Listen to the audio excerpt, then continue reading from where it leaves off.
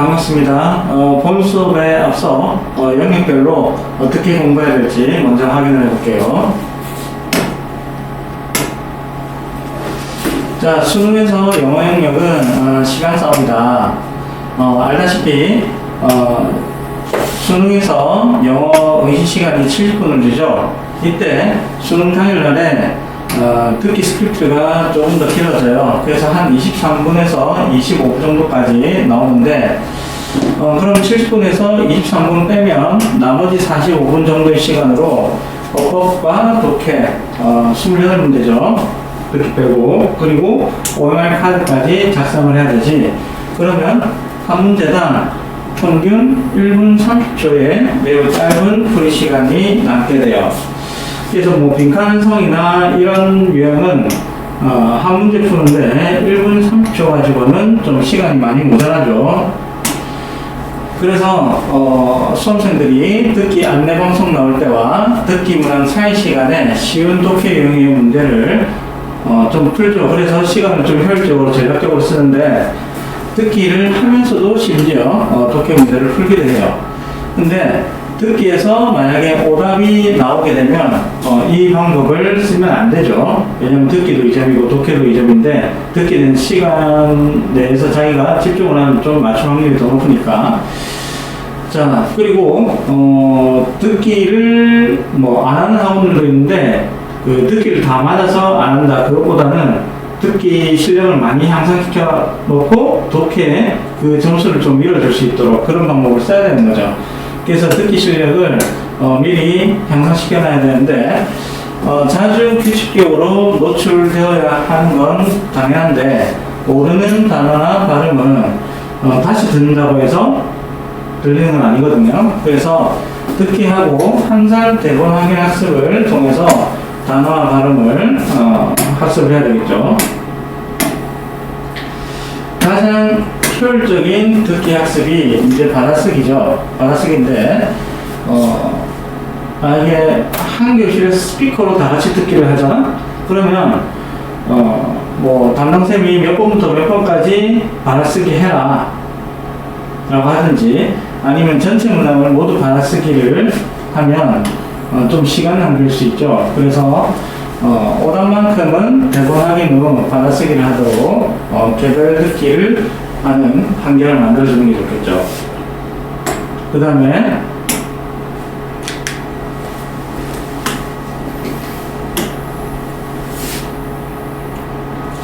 자, 두 번째 단어인데요. 그 독해 지문의 단어를 다 알아도 오답이 나오는 만큼 어휘력은 기본이다라고 돼 있지.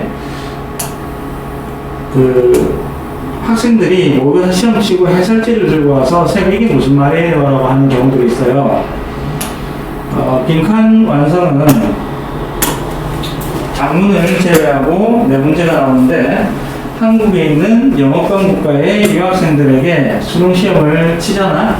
그러면 네 문제 모두 맞추는 경우가 10명 중에 1명에 불과하다는 그런 통계가 있죠.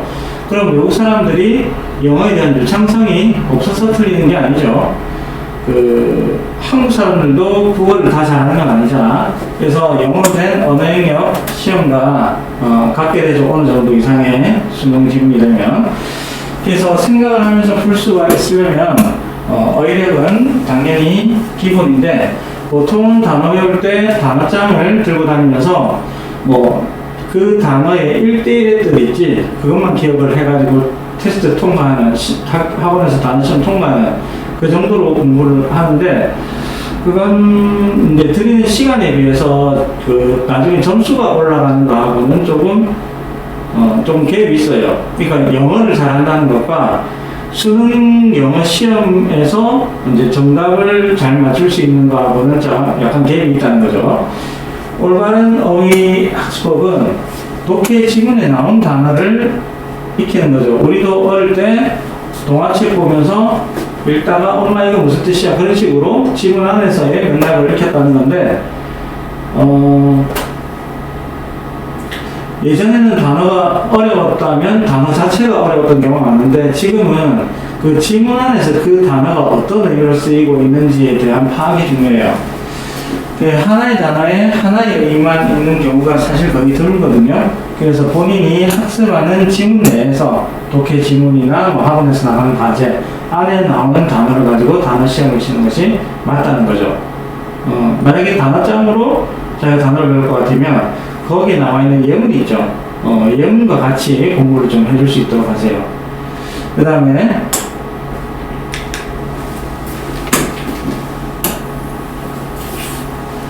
자, 그 다음에 문법인데, 그 수능어법은 문장 구조에 대한 이해를 물어보는 것이 거의 대부분이에요. 그리고 우리가 문법 자체에 대한 지식은 고등학교 1학년 올라가기 전에 보통은 정리를 하는데, 문법을 잘한다고 해서 수능어법을 잘하는 건 아니에요.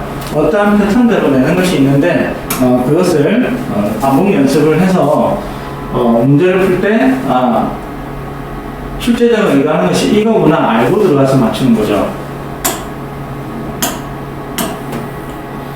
이것도 수능 기출 문제인데, 예를 들어서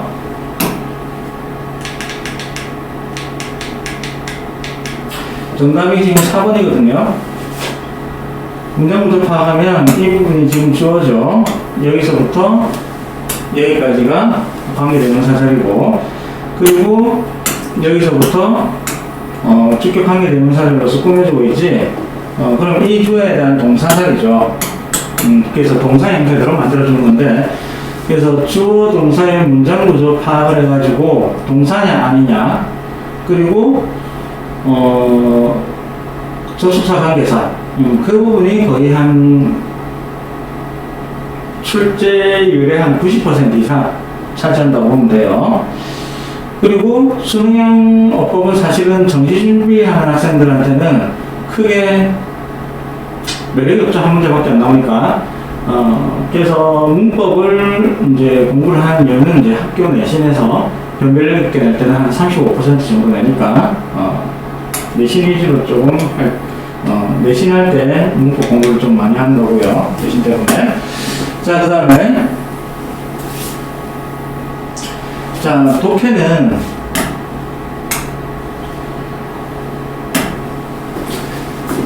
작가의 의도 파악은 이제 당연한 거고요. 이제 수준이 좀 더 올라가게 되면 평가원 출제자의 출제 경향 파악까지 하는 것이 중요해요. 자, 먼저 평가원에서 문제를 낼 때 많이 생각을 하는 것이 이의 제기가 나오지 않도록 그렇게 문제를 만드는 것이 중요한데, 이것도 예전에 평가원 기출 문제였는데, 이때만 해도 약간 상식적인 선에서 문제를 조금 풀 수 있도록 답이 나오도록 했었던 거예요. 봅시다. 자, 외식을 하는 우리의 습관과 관련한 연구가, 우리가 외식을 할 때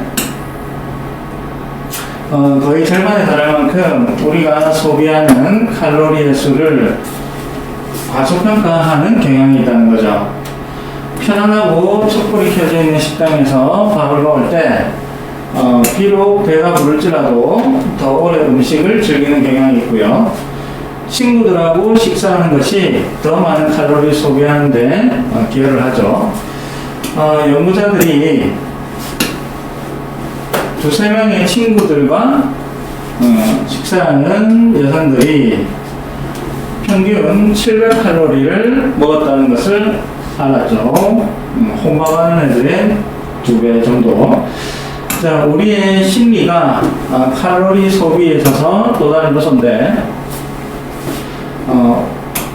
오늘 밤 우리가 뭘 기념하나요? 라는 질문과 함께 손님을 맞이했던 웨이터는 그렇지 않았던 웨이터보다 뭐 했어요? 자, 그러므로 식사를 특별 행사로 취급을 한다면 더 많이 먹게 될 것이다.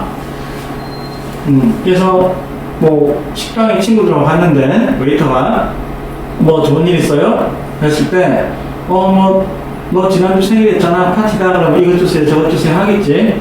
그래서 상식적인 답이 그래서 더 많은 주문을 받았다 인데, 이의제기 나올 수 있는 부분이, 아니 그렇게 물어봐서 더 많은 칼로리를 소비시켰잖아요. 이건 왜 안 돼요? 이런 질문이 나올 수 있다는 거지. 그래서 그 다음에부터 평가원에서 문제를 좀 더 선택지까지 껴서 이것만 답이 될 수 있도록 자꾸만 만들어요. 물론 지금 지문은 이거보다 훨씬 더 길지만 초기 수능에 비해서 영어 지문은 점점 더 어려워지고 복잡해졌죠. 맨 처음 초기 수능이 94년도인데 그때 수능 기출은 뭐 솔직히 지금 현재 중학교 1, 2학년 학생들도 좀 쉽게 풀 수 있을 정도로 그렇게 쉬웠었어요. 그 당시는. 자, 봅시다. 빈칸 부분부터. 만약에 당신이 훈련받고 파워풀한 마인드를 가지고 있으면 뭔가와 함께 그것을 저장을 해야 돼요. 자, 그러나 그 가치는 비교하는 거니까 두 가지가 나오겠죠. 자, 뭐에 있어서보다는 그것을 가지고 할 수 있는 것에 있어요. 자, 그래서 열심히 공부해서 네가 배운 것의 좋은 부분은 not A, B죠.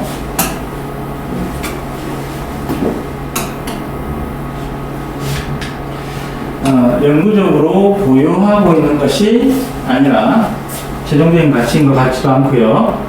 배웠기 때문에 더 좋고 더 파워풀한 도구라는 거지. 자, 그래서 뭐 항상 이런 패턴으로 내는 건 아니지만 출제 패턴 중에 하나입니다. 뭐 두 가지가 나왔는데 A가 있고 그 다음에 자, B가 있을 때, 자, 이 부분을 빈칸을 치고 여기에 A를 내세워주면 일종의 이제 자기 싸움을 하게 되는 거죠. 우리가 뭐 여기서 바이올린이 있으면 바이올린 자체를 가지고 있는 것이 중요한 게 아니고 바이올린을 가지고 연주할 수 있는 것이 중요하지. 그래서 이 부분이 가지고 있기보다는 그걸 가지고 할 수 있는 것이 중요하다. 이렇게 되는 거죠. 그럼 이 부분은 가지고 있다에 공감이 되니까 선택지에서 지금 보유하다 가지고 있다는 지금 1분밖에 없거든요. 자, 그래서 작가가 무슨 말을 하는지도 중요하지만 평가원에서 어떤 방식으로 출제하는지 거기에 대한 것까지 같이 공부를 해줘야 된다는 거죠. 그래서 외국 사람들은 우리나라 수능에 대해서 공부를 안 했지만 우리나라 고3 학생들은 수능에 대해서 공부를 하고 시험을 치는 거니까 외국 사람들보다 오히려 수능 점수, 수능 영어를 더 잘하게 되는 거죠. 지금 이 지문이나 자료는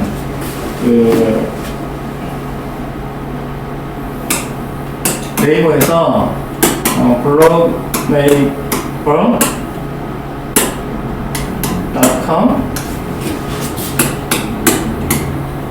TRUEVLFEN 이거 다 영어예요. 그래서 여기에 들어가면 그 자료가 있어요. 인트로를 보고 나서 그 다음에 모의고사를 푸는 순서랑 그리고 유형별로 푸는 거 있죠. 그거 간략하게 같이 보고 그 다음에 주제편부터 해서 독해를 하나씩 세부적으로 좀 공부를 할 수 있도록 할게요. 자, 그러면 모의고사 푸는 방법 다음 강의에서 볼 수 있도록 합시다. 그 출력을 해서 자기가 이제 듣기도 넘어갈 거거든요. 그래서 먼저 풀어보고 그 다음에 강의를 보는 것이 좋을 것 같아요.